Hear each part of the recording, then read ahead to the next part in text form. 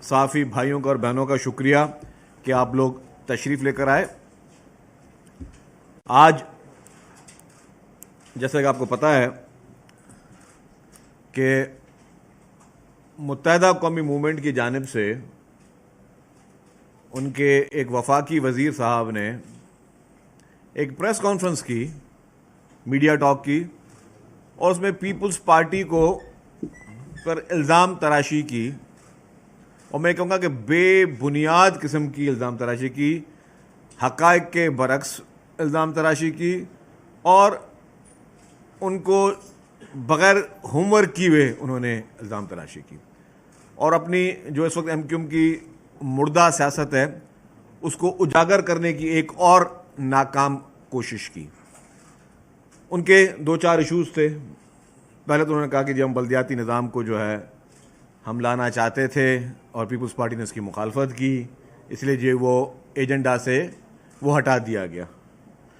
پہلی بات تو جس بلدیاتی نظام کی وہ بات کر رہے ہیں یہ وہی بلدیاتی نظام ہے جب بلدیاتی انتخابات ہوئے تھے تو ایم کیو ایم کی پوری پارٹی جو ہے اس نے بلدیاتی انتخابات میں اپنا جو ان کو گراؤنڈ ریئلٹیز پتہ تھی اس کو دیکھتے ہوئے راہ فرار اختیار کی. انہوں نے بھاگنا پسند کیا بلدیاتی انتخابات سے کہ اگر ان کو پتہ تھا کہ اگر وہ الیکشن لڑیں گے تو ان کا بہت برا حشر ہونا ہے. تو بلدیاتی انتخابات میں ایم کیو ایم نے بائیکاٹ کیا, اور جس بلدیاتی انتخابات کی وہ بات کریں اس بلدیاتی نظام کے لیے وہ خود انہوں نے کانٹیسٹ نہیں کیا. لیکن جو انہوں نے بات کی کہ جی یہ ایجنڈا میں تھی اور ایجنڈا میں جو ہے پیپلز پارٹی نے مخالفت کی, میں ایک چھوٹی سی بات بتا دوں. 27ویں امینڈمنٹ کی جب بات ہوئی تو 27ویں امینڈمنٹ کی جو یہ شروعات بحث کی ہوئی وہ ایک چیئرمین پاکستان پیپلز پارٹی بلاول بھٹو زرداری صاحب کے ٹویٹ سے شروع ہوئی تھی. وہ ٹویٹ اس وقت میرے پاس موجود ہے. اس ٹویٹ پہ چیئرمین بلاول بھٹو زرداری صاحب نے کہا کہ جی پی ایم ایل این کا ایک ڈیلیگیشن پرائم منسٹر میاں شہباز شریف صاحب کی سربراہی میں پریزیڈنٹ صاحب سے اور ان سے ملاقات ہوئی. انہوں نے ریکویسٹ کی کہ سپورٹ کریں ہمیں چند نکات پہ. ان نکات میں کانسٹیٹیوشنل کورٹس تھیں, ایگزیکٹو مجسٹریٹ تھے, ٹرانسفر آف ججز تھا, removal of protection of provincial share in N F C, amendment article 243, return of education and population planning to the federation, and breaking deadlock on appointment of E C P. اس میں کہیں پہ local government کا ذکر ہے؟ آپ بتا دیں, سارے صحافی بیٹھے, کہیں پہ لوکل گورنمنٹ کا کوئی ذکر تھا؟ نہیں تھا. تو اگر ایم کیو ایم کی نظر میں تھا تو اس وقت ایم کیو ایم نے کیوں نہیں ریز کیا کہ جی یہ ٹویٹ ادھورا ہے یا پوائنٹ ادھورا ہے, ہمارا بھی کوئی پوائنٹ موجود تھا. تو وہاں پہ ان کا تذکرہ ہی نہیں تھا. آپ تو کسی تذکرے میں تھے ہی نہیں, آپ کی کوئی بات تذکرے میں تھی نہیں. تو اب آپ پولیٹیکل پوائنٹ اسکورنگ کے لیے, اور جس طرح ہمیشہ آپ نے ہمیشہ جھوٹ کی پالیٹکس کی ہے, بہتان تراشی کی پالیٹکس کی ہے, اس پہ اگر آپ آج یہ بات کریں گے تو پھر میں سمجھتا ہوں وہ بات مناسب نہیں ہے. آپ نے آج بھی پی ایف سی کی بات کی. پی ایف سی کے لیے ناصر شاہ صاحب جب منسٹر تھے تو 20 جولائی 2023 کو پی ایف سی عمل میں آ چکی ہے. تو میں وہی کہوں گا ایم کیو ایم کے لیے, صرف اتنا ہی کہوں گا کہ ایم کیو ایم جن کی پالیٹکس ختم ہو چکی ہے وہ برائے مہربانی اپنی امپرومنٹ کریں, اپنے خدمت کے درجے کو آگے لے کے آئیں, آپس میں اتحاد کریں, آپس میں یکسانیت کریں, آپس کی لڑائیاں ختم کر کے آگے آئیں اور اپنی پالیٹکس کو آگے لے چلیں, پبلک کی پالیٹکس کریں. صرف الزام تراشیاں, پیپلز پارٹی پر الزامات, پھر وہ نئے چونچلے جی ہم صوبہ بنا دیں گے, ہم یہ کر دیں گے, وہ کر دیں گے, صرف اور صرف اپنی وہ میں کہوں گا کہ وہ اپنی مردہ سیاست کو جو دفن ہو چکی ہے اس کو دوبارہ سے وہ اجاگر کرنے کے لیے کام نہ کریں.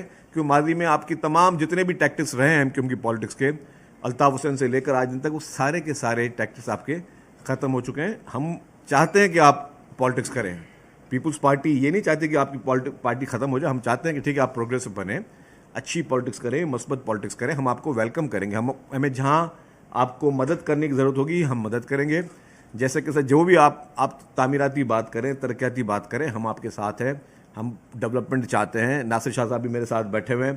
ناصر شاہ صاحب اس وقت لوکل گورنمنٹ کی منسٹری چلا رہے ہیں. کل بھی چیف منسٹر صاحب کے ساتھ پورے شہر کا جو ہے دورہ ہوا. इनके बात करो। मैं उस प्रेस कॉन्फ्रेंस में मौजूद था और मैंने रिंगर ऑन कर देना। मैं उस प्रेस कॉन्फ्रेंस में मौजूद था।